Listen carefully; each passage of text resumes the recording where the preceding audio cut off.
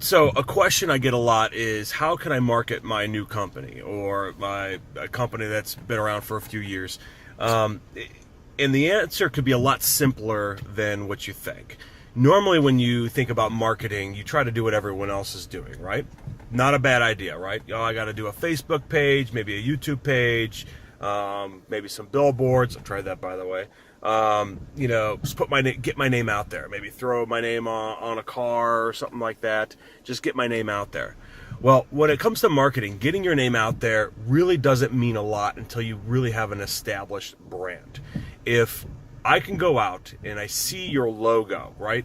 And in half a second, I know exactly what you do and what's in it for me, then you have good brand recognition. But if I do not, if I can't go out and recognize your logo in a half a second, make that decision or make that correlation, you are not ready for just general brand marketing. So you have to focus on something else, and you have to be very, very clear and very specific when you're doing it. So when I was starting Grunt Style, marketing to me boiled down to focusing on two different things. And there's a reason why I was focusing on these two different things. Now, these things change over time, but the fundamentals don't. So when I was starting Grunt Style, when I was marketing, and then believe me, I made all the mistakes. I tried the billboard. But the problem with the billboard was nobody knew what Grunt Style was. I had a billboard right outside the main gate going into Fort Benning where millions of people would go through every single year, whether they were going on post because they worked there or maybe they're visiting a graduation at the time, etc.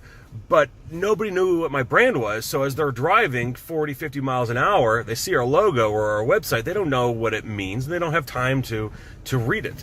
So what you have to do is focus on one thing, is getting the ability to tell your story, and you can't do that in a flash.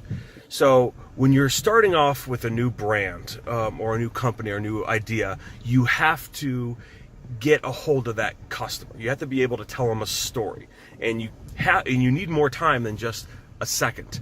So you need to focus on being able to retell that story over and over again. So capture that fan, that customer.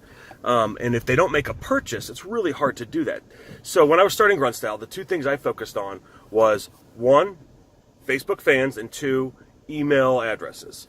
So at the time, Facebook fans really meant a lot. This is, 2012, 2013, 2014. Facebook was a bit of a different animal at the time. So, but if I had you as a fan, I can continue not only show you, cool motivation posters or videos or whatever like that.